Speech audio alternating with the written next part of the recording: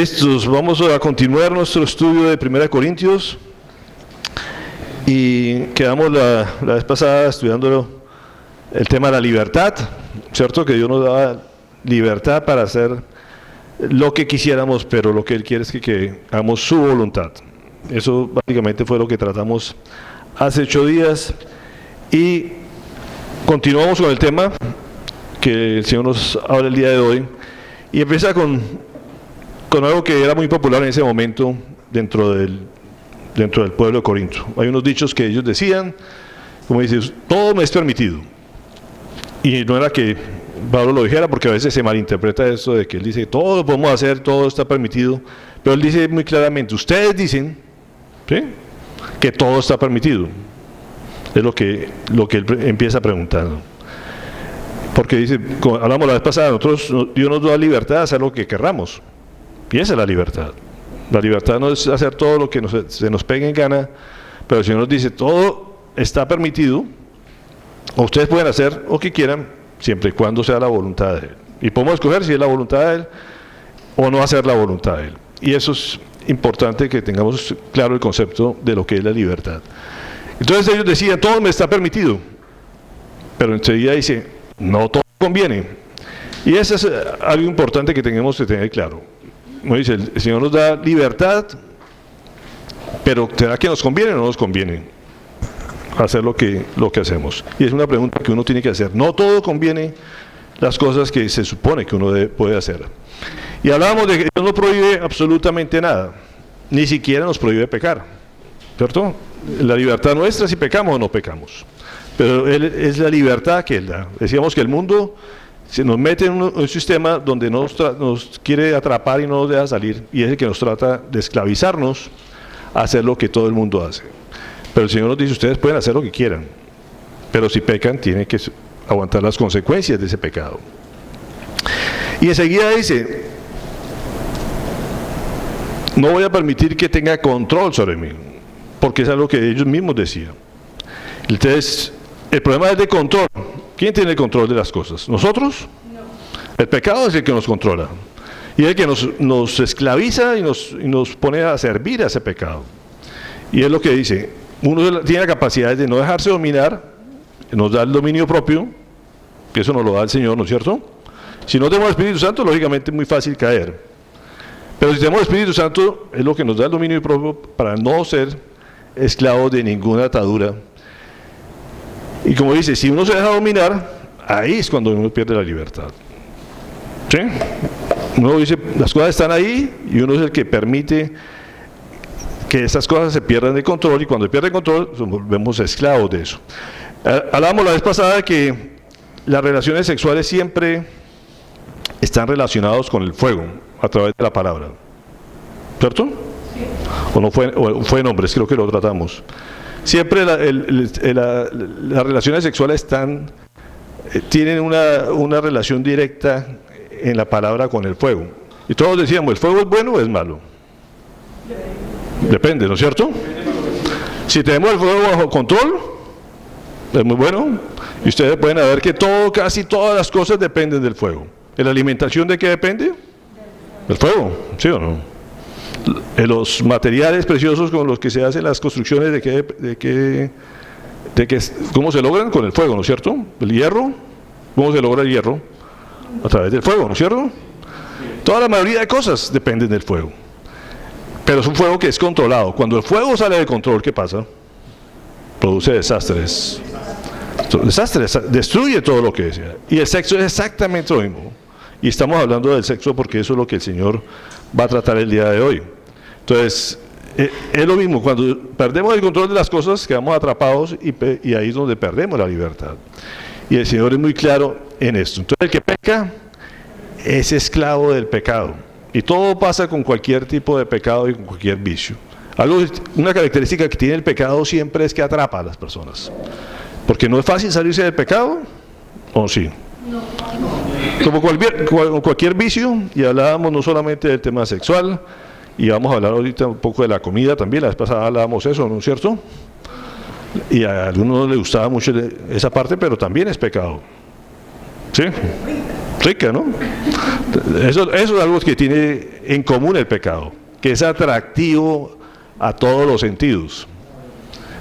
Y por ser atractivo también produce cosas dentro de nuestro cerebro que producen ciertas sustancias y nos vuelve adictivos a las cosas. Y salirse de eso no es fácil. Y eso es lo que lo atrapa. Las cosas difíciles, duras que a veces el Señor nos dice que tenemos que pasar, eso no produce adicción. De esa queremos salir. Y son las que más nos alimentan muchas veces. Pero las cosas pecaminosas, eso nos atrae a todos. Pero cuando se deja tentar por eso, cuando se da cuenta está atrapado. Y el Señor dice, si quieren tener libertad, pequen. Porque el pecado es lo que los lleva a la esclavitud. Y por eso les habla muy claro hoy a los corintios en ese pacto. Y tiene una palabra que hemos venido también trabajando, el tema de discernimiento. Porque ahí está la clave del asunto. Es decir, si todas las cosas nos están permitidas, nosotros tenemos la voluntad de hacer o no hacer las cosas. Pero qué cosas me convienen y qué cosas no me convienen. Y ahí está la clave del asunto entre la libertad y la madurez de la persona. Porque uno puede tener la libertad, pero solamente se necesita un grado de madurez para uno saber si las cosas son buenas o son malas. Y eso tiene que ver con la formación desde los hijos. Uno de los niños cuando están pequeños les tiene que enseñar hasta dónde pueden llegar, y por eso no se les puede dar mucha libertad, porque ellos no alcanzan a ver los peligros de las cosas. Entre más bebecitos les toca a uno controlarlos mucho más y tenerlos agarrados de la mano, porque uno sabe que ellos se van, y puede haber un hueco, lo que sea, y ellos se van y no saben que es peligroso. A medida que crece y van madurando, uno les va dando más libertad de movimiento. Pero ellos tienen que estar tomando decisiones si hacen o no hacen y ver el peligro que les acecha. Y eso solamente se logra con la madurez. Y en la parte espiritual es exactamente lo mismo. Necesitamos pasar por un proceso donde precisamente hay ciertas restricciones para poder discernir qué es lo bueno y qué es lo malo. Y eso se llama discernimiento, que es algo que el Espíritu nos da, pero que no se logra de la noche a la mañana. Es un proceso que uno va tomando en la vida para poder las cosas, ¿me conviene o no me conviene eso? Hay algunas preguntas que vale la pena analizar ante estas situaciones. ¿No te conviene por qué? ¿Te edifica o no te edifica? Primera cosa. Y esa situación que usted en la vida dice, ¿esto me va a hacer crecer espiritualmente? Es una pregunta que uno se hace. ¿Será que si me conviene es porque me hace crecer? Si no me hace crecer, es porque me está destruyendo. Entonces, primera cosa que uno tiene que tener claro, que para saber si le conviene o no le conviene, es, ¿eso me edifica? Segundo, ¿tienes un propósito y una misión en la vida? ¿Será que esto me distrae en el camino correcto para lograr el propósito que Dios tiene en mi vida?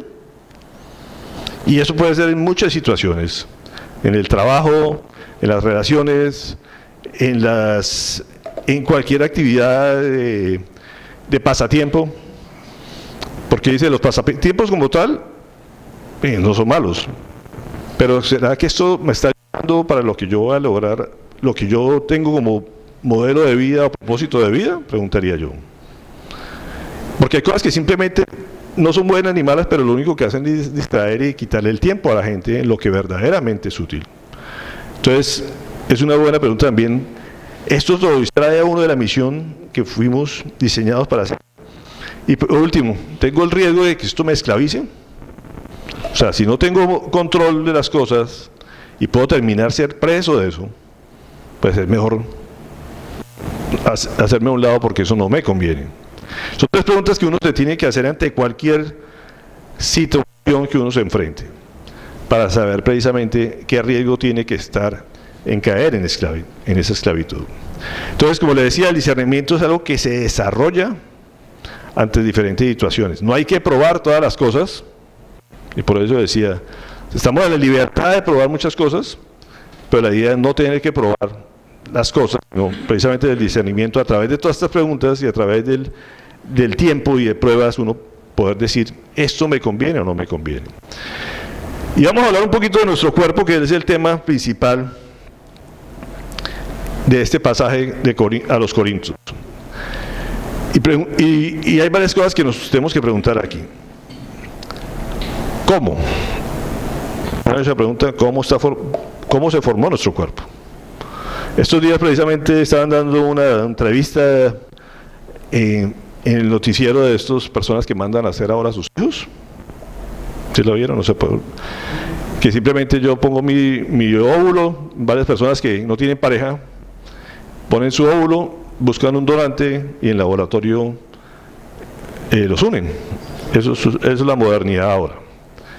Pero algo muy interesante que decía la persona que hacía estas cosas en Profamilia, decía, nosotros simplemente juntamos el espermatozoide de un donante y lo ponemos con el óvulo de la persona que quiere tener su hijo. Pero simplemente lo que hacemos es una cosa física, pero la naturaleza, decía ella, es la que va a hacer que haya un ser humano ahí. Nadie sabe cómo se forma un ser humano y cómo se forman todas las partes. Lo único que sabe es cómo los unen. Y ella decía la naturaleza, por no decirles Dios. Pero el único que tiene todavía el control de cómo se forman los seres humanos es Dios. Los seres humanos no es que lo haga el papá y la mamá, porque es que uno no sabe ni siquiera cómo se hace un ser humano. Esa es la realidad, lo que hacen es una cuestión completamente física donde se unen dos células. Pero el desarrollo mismo, como dice la ciencia, la naturaleza o Dios, un ser, pero alguien está haciendo ese ser humano. Y eso es importante tener claro. Nosotros no nos hicimos solos, ni fue por la gracia de nuestros padres, porque hay un ser sobrenatural que se llama Dios, que es el que hace las personas. Y eso es importante que lo tengamos claro. ¿Cómo se hizo nuestro cuerpo? Simplemente porque Dios lo quiso hacer. A cada quien le dio una característica especial, única, pero que definitivamente es una obra sobrenatural. Otra pregunta, ¿cuánto? ¿Cuánto qué? ¿Cuánto vale nuestro cuerpo? ¿Ah? ¿Tiene precio nuestro cuerpo? No, vamos a ver que sí. Tiene un cuerpo. Tiene un cuánto vale nuestro cuerpo. ¿Por qué se hizo nuestro cuerpo? Dice uno, ¿por qué Dios decidió hacer nuestro cuerpo? ¿Por qué Dios decidió hacer los seres humanos? ¿Para dar amor? Hay muchas teorías, porque y simplemente son teorías, nadie la puede demostrar. Fue voluntad de Dios hacernos y nos dio a todos un cuerpo, ¿no es cierto? ¿Por qué? Esa es una pregunta que solamente Dios. Pero ¿para qué lo hizo? ¿Ah? Dice aquí, decíamos en el texto que es para que lo glorifiquemos en nuestro cuerpo, para que hagamos el propósito que Él quería con ese cuerpo. Y por eso solamente Él da la vida, Él la quita, ¿no es cierto? Es voluntad de Él. Y son cosas que uno se tiene que hacer, porque mucha gente dice, ese cuerpo como es mío, yo hago lo que se me dé la gana. Y uno dice, ¿en serio? ¿Cómo lo hiciste el cuerpo? ¿Cómo se ve uno si uno no lo hizo, ni lo compró? ¿Cierto? Pero así, el mundo actual dice simplemente, yo hago con mi cuerpo lo que quiera, porque me pertenece, porque es mío, como si lo hubiera hecho, lo hubiera comprado, ¿cierto? Y no saben qué van a hacer con el cuerpo, ni para qué es el cuerpo. Y es importante que tengamos estas cosas claras. Entonces, ese cuerpo tiene unas funciones, y por eso en este pasaje decía, el alimento es para el estómago, y el estómago para el alimento. ¿Sí o no? Entonces, cada órgano de nuestro cuerpo, y nuestro cuerpo tiene unas funciones biológicas. Como decía ahí, tanto el estómago sirve para procesar los alimentos sirven para darle nutrición a ese cuerpo, pero uno y el otro, dice ahí en el mismo pasaje, que era un dicho también muy popular en eso, para decir simplemente, las cosas están ahí porque sí, y suceden porque sí, pero hay una función biológica como tal, y ambas cosas son temporales. Dice el mismo Pablo, o sea, tanto el cuerpo como el alimento van a desaparecer, uno se muere y esos órganos simplemente se vuelven polvo, ¿no es cierto? Los alimentos que nos comemos uno los deja ahí y se descomponen y desaparecen. Se vuelven semillas, se vuelven abono, lo que sea, pero se acaban. Entonces, tanto el cuerpo como el alimento es algo completamente temporal. Pero hay uno del cuerpo, es algo también espiritual.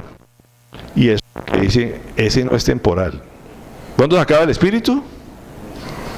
Nunca, es eterno. ¿Sí? Entonces, tenemos que tener estas cosas claras. El cuerpo, como tal, como materia, es temporal. por la parte espiritual, es eterna. Y aclara en el versículo 14, si ustedes lo ven ahí, en su pasaje, dice: el cuerpo no es para la inmoralidad, y eso es importante que lo tengamos claro. Como Dios lo hizo, y lo hizo con un propósito especial. Tiene unas funciones, pero lo hizo con un propósito especial. Y dice: el cuerpo no es para la inmoralidad. ¿Y qué es moralidad? Dice uno. ¿Se han puesto a preguntar qué es moralidad? ¿Ah? Antes era más claro que ahora. Como concepto es el mismo siempre, sino que la gente lo quiere enredar. Pero es el comportamiento que es contrario a la voluntad de Dios para su pueblo. Entonces, la moral es lo que Dios está establecido, y por eso también está regido por unas leyes. Dios hizo unas leyes para saber cuál es lo que estaba correcto, lo que estaba conforme a su voluntad o no.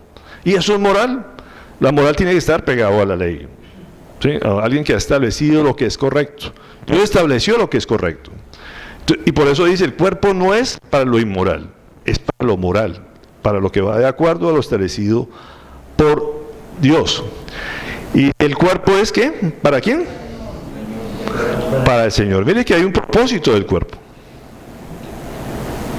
¿Sí? Porque él dice: el cuerpo es ¿para quién? Para el Señor. Y hay una frase que lo deja uno y vale la pena de pronto profundizar: el Señor es para el cuerpo. Fíjate que hay una proporcionalidad, se puede decir, que dice: el cuerpo es para el Señor y el Señor es para el cuerpo. Y uno dice: ¿cómo así que el Señor es para el cuerpo? O sea, ¿no se han preguntado eso? Filipenses 3:21. Porque uno dice entonces que nosotros nos morimos y el cuerpo se acaba, se vuelve polvo, se destruye. ¿O qué pasa con ese cuerpo?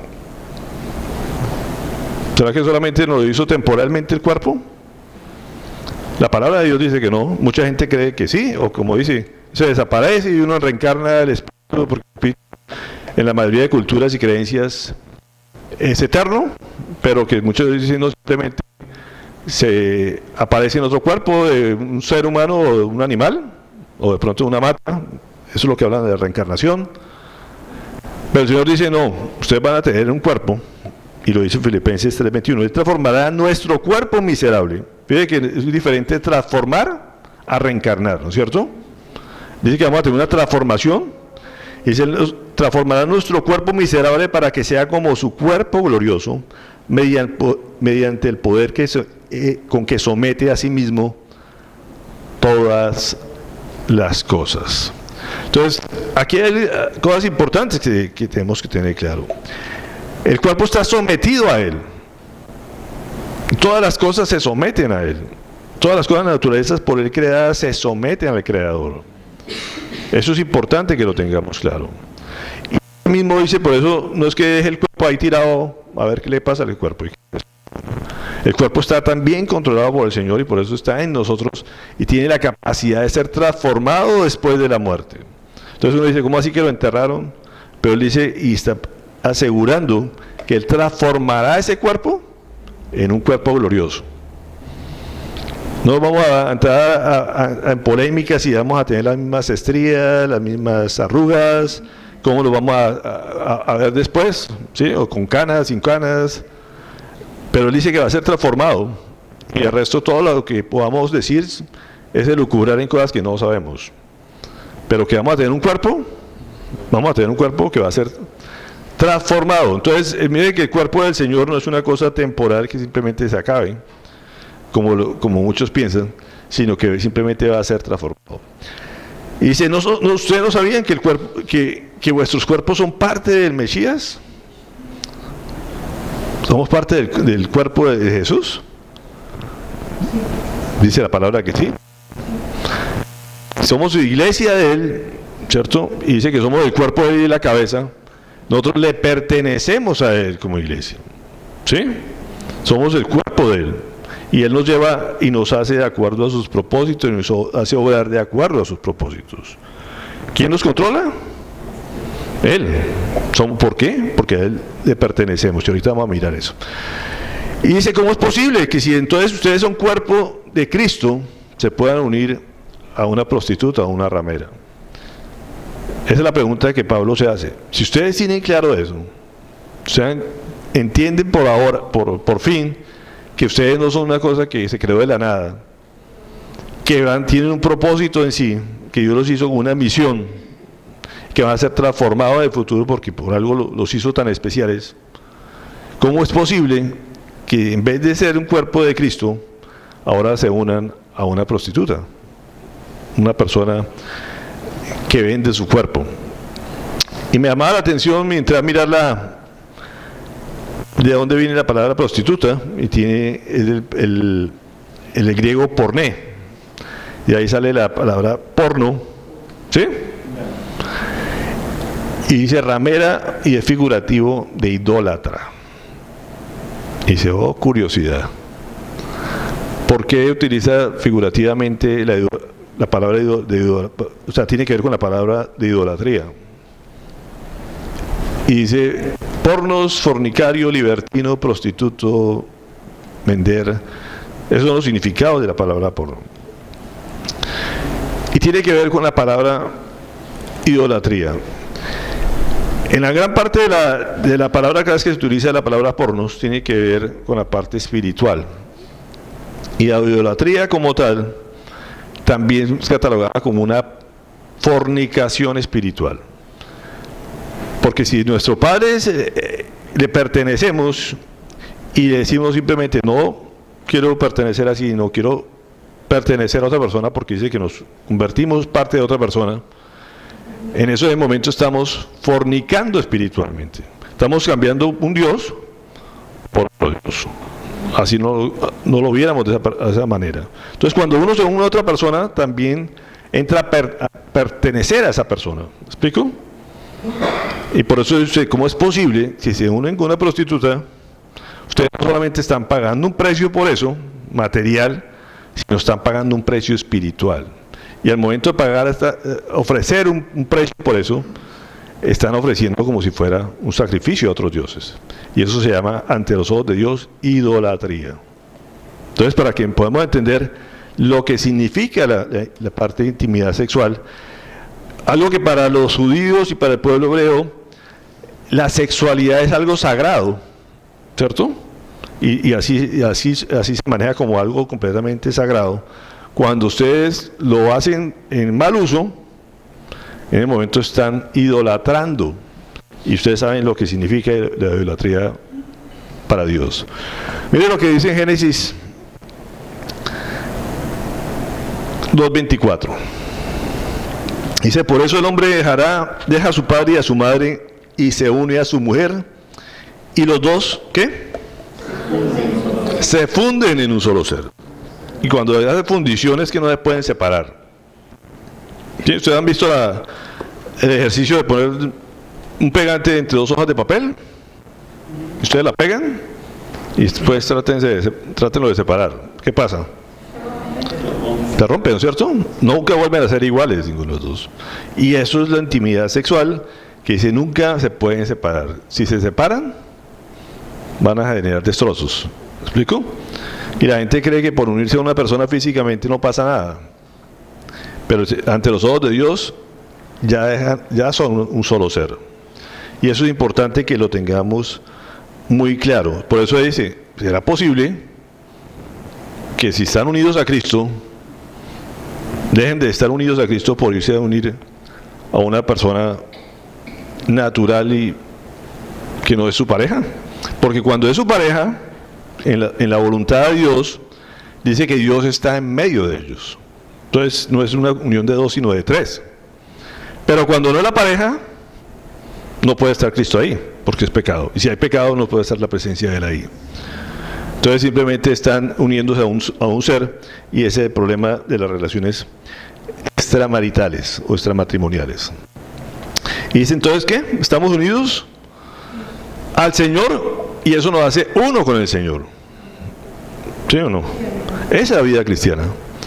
Cuando uno acepta al Señor como su Salvador y Señor de su vida, dice que somos uno en Él. Por eso es que cuando el Señor que nos vea, va a ver a su Hijo ahí pegado a nosotros, y por eso somos salvos, a pesar de nuestros pecados. Pero como somos uno en Cristo, entonces salvados, ¿sí? Pero si rechazamos a Cristo para unirnos a alguien, una persona que no es la pareja de uno, entonces está unido a la persona y se condena con esa persona. ¿Me explico? ¿Sí está claro hasta aquí? Entonces estamos hablando de unidad. ¿Entre quién? Entre nosotros y el Señor, pero también en el cuerpo y espíritu. ¿Por qué? Porque si no podemos separar una cosa de la otra. Que era muy común en el mundo grecorromano, de que decía, el cuerpo va por un lado y el espíritu va por otro. Y pueden vivir separadamente. A los ojos de Dios es imposible. Porque todo lo que se haga con el cuerpo afecta al espíritu. Y como hablábamos, todo lo espiritual también afecta lo material y lo corporal. Entonces decía, por eso, es normal que si alguien está bien espiritualmente, está bien físicamente también y emocionalmente también. Pero si está mal corporalmente, porque lo maltrata el cuerpo, ¿qué pasa? Espiritualmente también le hace daño. Uno dice, ¿cómo es posible el tema de la alimentación, que está tan de moda? La gente dice, si como bien, estoy saludable, ¿no es cierto? ¿Qué pasa si come vidrios? ¿O come basura? ¿Se enferma? ¿O se puede llegar a morir, ¿no es cierto? ¿Se va para un circo? Si come vidrios después... Entonces, ¿qué pasa? Le hace daño al cuerpo. Todo lo que se coma, ¿no es cierto? Y por eso espiritualmente pasa lo mismo. Si usted tiene algo indebido espiritualmente, eso le va a acabar su parte espiritual, lo puede matar espiritualmente. Y a veces se nos dice como que no, son dos cosas completamente distintas, yo hago con mi cuerpo lo que se me dé la gana. Resulta que para Dios no, somos una unidad, tanto corporal, cuerpo y espíritu. ¿Y qué es lo que el consejo que nos da el versículo 18, perdón? Para que nos ubiquemos nuevamente en el pasaje. 18. Huye de la inmoralidad sexual. Entonces tenemos claro que ¿qué es la inmoralidad? Es todo lo que no es establecido por Dios. Eso es inmoral. Y lo que ha establecido Dios es que el hombre tenga una sola mujer y la mujer un solo hombre. ¿Sí o no? Esa es la moralidad ante Dios. Todo lo que salga de ahí, antes o después, es inmoral. Y lo que dice la palabra, huyen. No se pongan a enfrentarle ni a probar, ni a ver si puedo dominar eso. No es que Pablo fuera cobarde y no va a mostrar en ninguna parte que fuera cobarde. Pero él mismo dice, huyen de la inmoralidad sexual. Cuando dicen huya es que no se acerquen a eso. ¿Sí? ¿Por qué? Cualquier otro pecado que comete una persona está fuera del propio cuerpo. Pero el que fornica peca en contra de su propio cuerpo. Entonces la inmoralidad sexual es algo completamente corporal y como tal significa mucho. Porque una cosa es que el robo de una persona le hace daño a otra persona en cosas materiales, pero el que comete una inmoralidad sexual está afectando y maltratando su propio cuerpo. Y eso es importante y por eso es tan trascendental en la palabra de Dios, tantos pasajes que hay en la Biblia que tienen que ver con la parte sexual del hombre. Y lo que dice es, huyan de la inmoralidad sexual, no se pongan a probar esto. Vamos al 19. ¿O es que no sabéis que vuestro cuerpo es el templo de Ruach HaKodesh o del Espíritu Santo? Pregunta Dios. De esto creo que todo hemos hablado cada vez que hablamos de él. ¿Dónde habita el Espíritu Santo? En el cristiano. En el cuerpo, ¿no es cierto? Y por eso dice, ¿no saben que el Espíritu Santo habita en vuestros cuerpos? Que habéis recibido de Dios. El hecho es que no os pertenecéis a vosotros mismos. Cuando uno oye este pasaje de que si no saben que el Espíritu Santo mora en el cuerpo porque es el templo del Espíritu Santo. El concepto de templo para nosotros de pronto no es tan profundo como para para el hebreo. ¿Ustedes saben lo que era el templo del Señor en esa época? Como dice, es lo más sagrado, donde les daba la seguridad, la paz, todo era el templo. Todo el mundo iba varias veces al año a visitar el templo. Y la gente entendía que ahí estaba la presencia de Dios. Y que estaba la presencia de Dios, todas las cosas estaban solucionadas y les iba bien. Si había una amenaza de guerra, mientras la gente estuviera cuidando el templo y sirviendo en el templo, la presencia de Dios estaba ahí y no había nada que le pudiera hacer daño. Pero dice precisamente, si el Espíritu Santo está en ustedes y ustedes son el templo, lo tienen que cuidar y tienen que hacer todas las cosas para mantener ese templo como Dios se lo merece. ¿Sí? Para que la presencia de Dios esté ahí permanentemente activa. Entonces, para ellos, esta figura del templo era, para nosotros ahora el templo, cualquier sitio, ¿no es cierto? Pero no, es algo completamente especial para el Señor, donde Él pueda habitar plenamente porque la casa está limpia. Y han hecho todo, se puede decir, las rutinas que Dios ha establecido para que Él pudiera estar como Él mandaba. Entonces, para ellos era muy importante el templo de Dios. Y les dice, ¿ustedes no saben que ustedes son el templo del Señor? Ustedes el templo no les pertenecía al pueblo. El pueblo hacía el templo, pero se lo entregaba al Señor porque lo había diseñado de tal manera para que Él pudiera habitar. Pero sabía que ese lugar era ¿de quién? Del Señor, de Dios. Y así dice con nuestro cuerpo, tenemos que cuidar nuestro cuerpo, pero no para sacarlo bien en Facebook ni en Instagram, sino que eso es lo que hace la gente, lucirse, sino para que el Señor esté ahí habitando como Él se merece. ¿Sí? Y es algo que tenemos que cuidar. Entonces dice, estamos pecando contra el templo. Cualquiera que hiciera algo contra el templo del Señor era merecedor de que fuera a agarrar a pedradas. Por eso el Señor Jesucristo, cuando vio que estaban mercadeando en el templo, ¿qué hizo? Fueron y aparte donde se todo su genio, ¿no es cierto? Simplemente porque vendían cosas alrededor o prestaban plata o abusaban de la gente en el templo. Entonces, tenemos que tener claro el concepto de que es pecar contra el templo del Señor. 1 Corintios 7:4, ahora sí.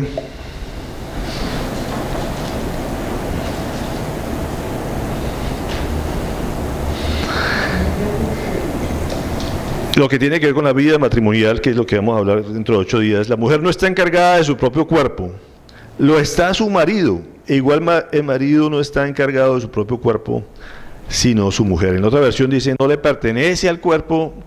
¿Qué es lo que pasa en el matrimonio? El cuerpo de uno no es de uno, deja de ser de uno cuando se casa. El cuerpecito le pertenece a la pareja. ¿Sí? Tanto el del hombre le pertenece a la mujer como la mujer le pertenece al hombre. Eso es lo que yo he decidido. Empieza a morir a sí mismo y se entrega a la otra persona. Y la otra persona dispone de nuestro cuerpo, pero tiene la responsabilidad también de cuidarlo y de protegerlo y de mantener ese cuerpo. ¿Sí? ¿Hay claros?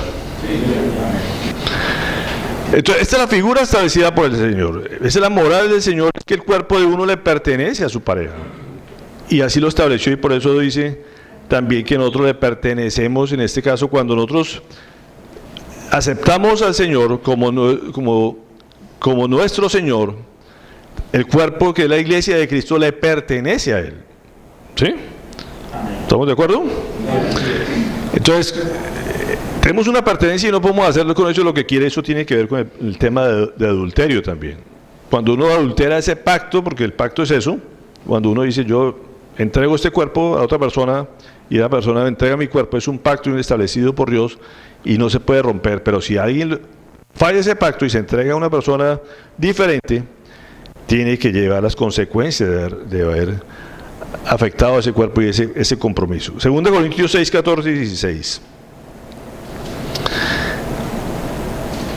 Nos aclara más este tema, para que veamos la importancia de esto. No os unáis en yugo desigual con los que no creen, porque ¿cómo puede la justicia y la ilegalidad ser compañeras? ¿Hay forma de que la justicia y la ilegalidad que anden juntas? No hay forma, ¿no es cierto? ¿Qué comunión tiene la luz con las tinieblas? ¿Hay alguna? Si hay luz, no hay tinieblas. Si hay tinieblas, no hay luz. ¿cierto? ¿Qué armonía puede existir entre el Mesías y quién? ¿Y el diablo? ¿O Satanás? ¿Qué tiene en común el creyente con la persona que no cree? ¿Qué acuerdo puede haber entre el templo de Dios y los ídolos? Porque como decía, si se une a una persona, estamos hablando que es como si fuera otro Dios, otro Señor, ¿no es cierto? Y dice, ¿cómo pueden estar unidos a Dios y cómo pueden estar unidos a una prostituta? Que es lo que decía Pablo también en el libro de Corintios. Porque nosotros somos el templo vivo de Dios, y como Dios dijo, tendré mi residencia en ellos y andaré entre vosotros. Yo seré su Dios y ellos serán mi pueblo. ¿Qué acuerdo puede haber entre el templo de Dios y los ídolos? Porque nosotros somos el templo vivo de Dios, y como Dios dijo, tendré mi residencia en ellos y andaré entre vosotros. Yo seré su Dios y ellos serán mi pueblo.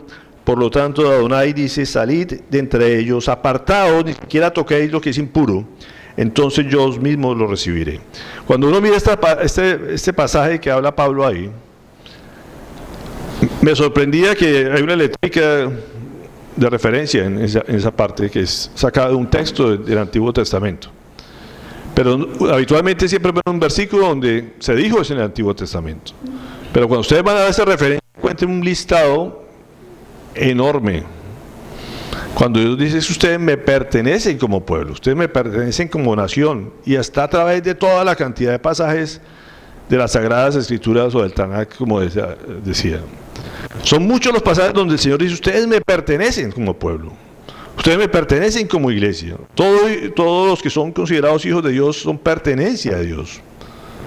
Y le está hablando a los cristianos y dice, ¿cómo es posible que precisamente busquen otros dueños a acostarse con otra persona que no es la persona que Dios le diseñó para ustedes? Por eso dice, es que cuando una persona dice, no, es que yo lo convierto porque es buena persona, ¿sí?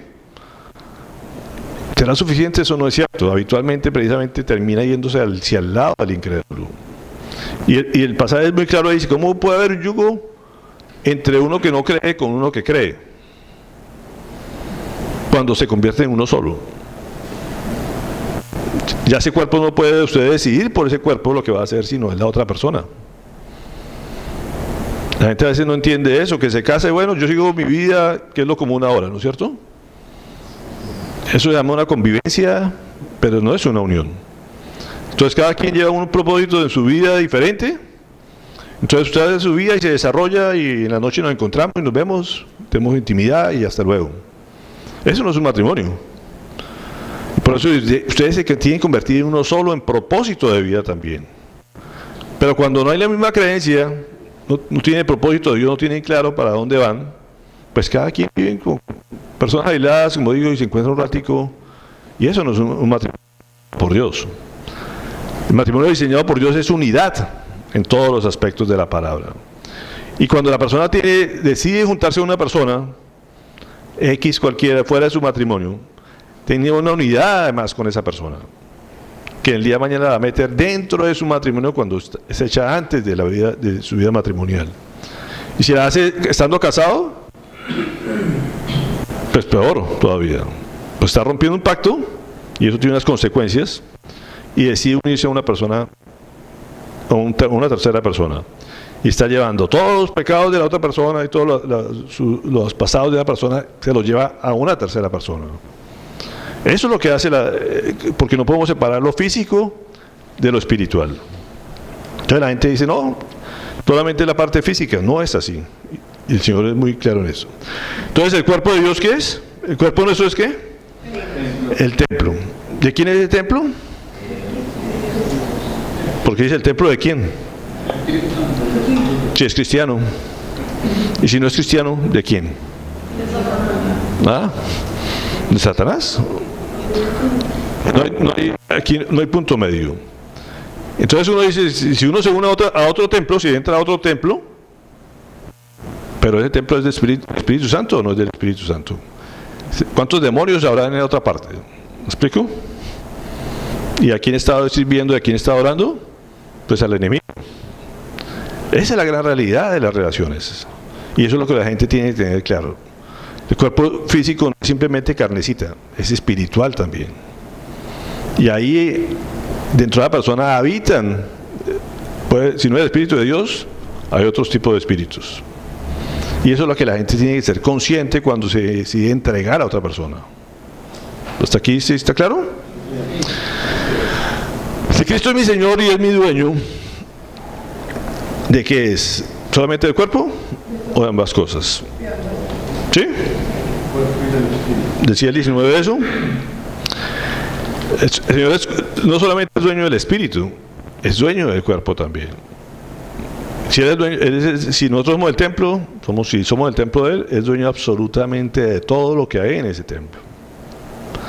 Y eso es importante. Uno dice, sí, yo lo acepto como mi Señor. Cuando uno le dice, yo lo acepto como mi Señor, está diciendo, yo quiero que Él sea mi dueño. Y como dueño, Él dispone de mí. Así como nos da salud, ¿no es cierto? Nos da salud el Señor cuando nos convertimos. Dice que rompe las cadenas de enfermedades y rompe muchas cosas. Nos da bienestar en todos los aspectos, porque Él quiere lo mejor para nosotros. Y nosotros nos sometemos a Él y todo, como decía, físicamente cambiamos también. Y eso es importante que lo tengamos claro. Pero es el dueño de todo y tenemos que... ¿Cómo nos compró, dice ahí la palabra? ¿Cuál fue el precio que pagó? El alto precio de su propia sangre.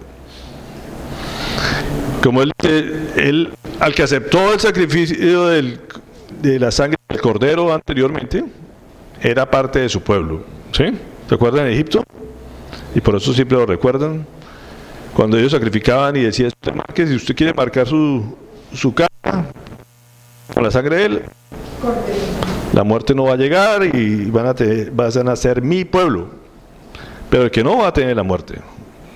¿Sí? Y fue en ese momento el que tuvo que pagar fue el Cordero. Pero el Cordero del Señor Jesucristo hizo exactamente lo mismo con nosotros. Que fuera marcado con su sangre, era comprado por Él, para que fuéramos parte de Él. Y eso es importante que lo tengamos claro, nos pagó. Por eso tuvo que morir Jesucristo para pagar el precio de nuestros cuerpos. Y quiero llevarlo a Filipenses 3:18, que me impactaba estas palabras de Pablo.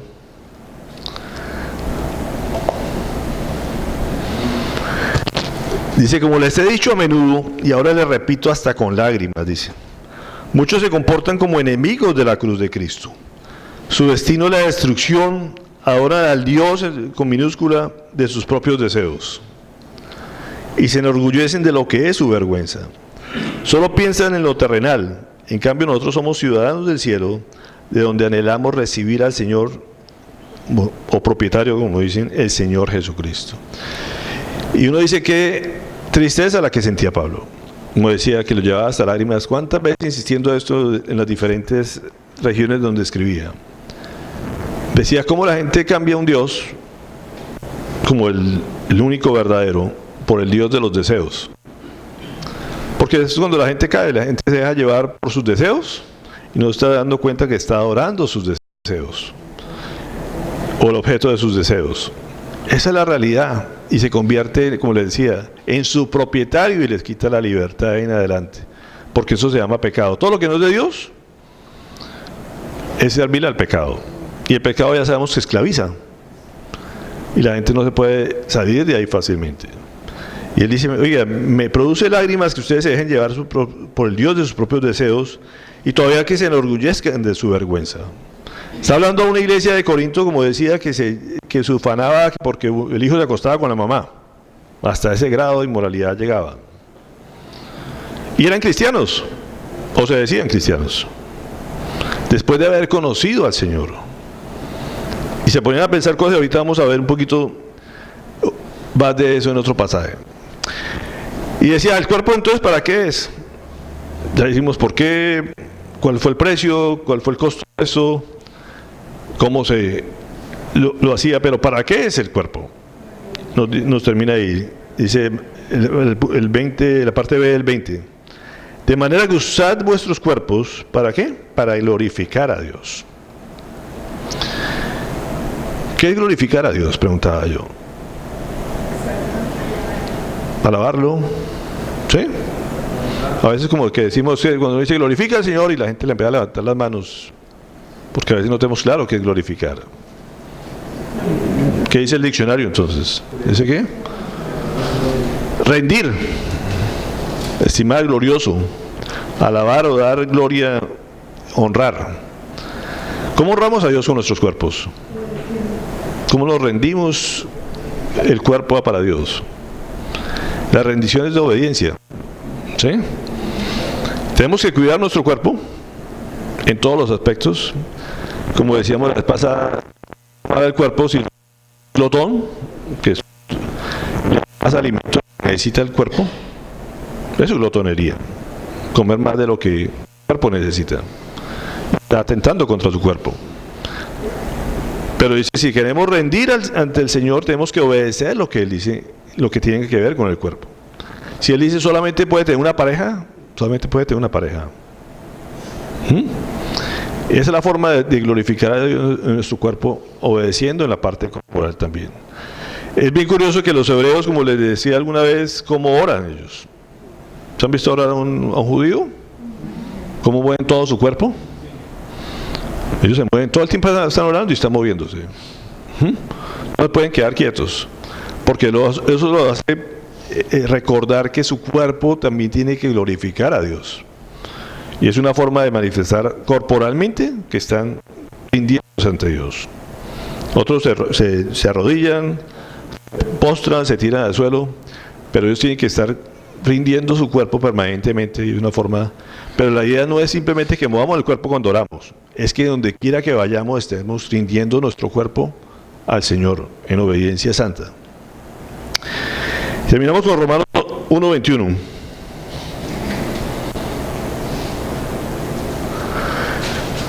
A pesar de haber conocido a Dios, no lo glorificaron como a Dios, ni le dieron gracias, sino que se extraviaron en sus inútiles razonamientos y se les oscureció, en otra versión dice, se les endureció su insensato corazón.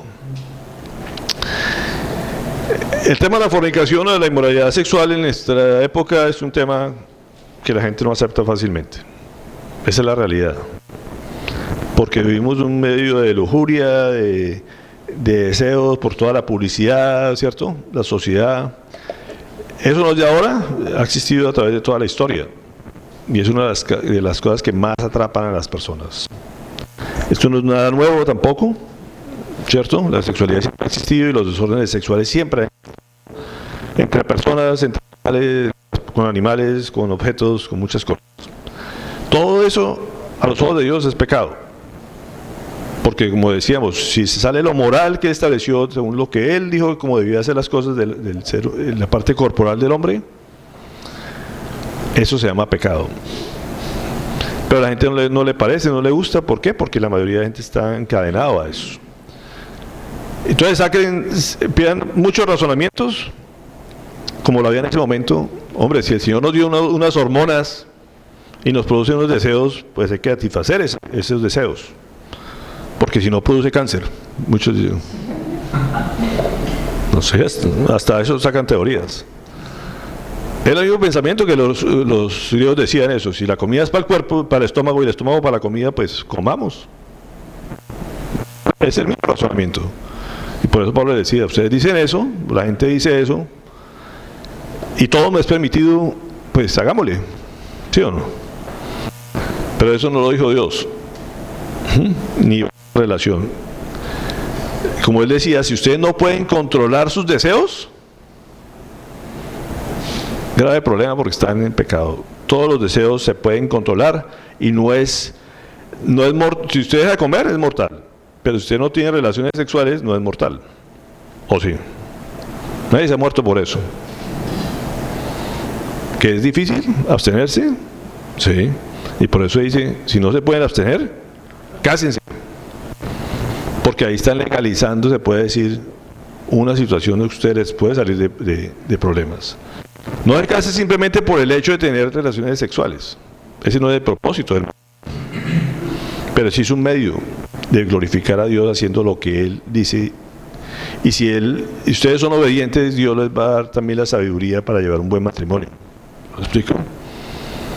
No es justificable simplemente me voy a casar por tener relaciones sexuales, no es el objeto de eso. Pero debe obedecer, como dice, que quemarse por fuera del matrimonio. ¿Por qué? Porque ahí están entregándose simplemente a ser rebeldes ante Dios. Y eso y lo digo a los muchachos también cristianos, que yo sé que tienen sus hormonas. Que todos hemos pasado por ahí, por la época de altos niveles de hormonales, ¿o no? No son la primera generación que le pasa eso. Pero cuando uno es obediente a Dios, Dios los bendice. Y no hay nada como tener la bendición de Dios. Es pertenecer a Él y hacer que Él sea el Señor de sus vidas. Y como les decía, es en todos los aspectos. Desde, como digo, no se puede, tienen que entender que eso es una unión inseparable, la relación íntima sexuales. No es de un ratico. Tienen un contexto eterno. ¿Por qué? Porque se están uniendo solamente en lo físico, sino en el espiritual también. ¿Sí? Por eso se requiere, cuando la gente se va a casar, que hagan una sanidad interior y, como digo, que lleguen al matrimonio completamente arrepentidos si ha habido fornicación. ¿Sí? Y el proceso no es fácil, porque, como digo, esto es como un pegamento y no es fácil soltar. Generan muchos vicios, ataduras, que los va a llevar a veces a no tener una buena relación matrimonial por eso. Ustedes no saben a veces que, como digo, qué tantos demonios, qué cosas ha tenido la otra persona con la que se unieron. Y eso lo están involucrando a la persona con la que se unen. Si no hay un verdadero arrepentimiento y un perdón de parte de Dios. Por eso es tan delicado el tema. Y así no le gusta, y como digo, a veces no vale la pena discutir mucho en estos vanos racionamientos, como dice, porque la palabra de Dios es súper clara en este tema. Fornicación es fornicación, adulterio es adulterio, y quiere decir todo lo que se haga por fuera del matrimonio, antes o durante el matrimonio.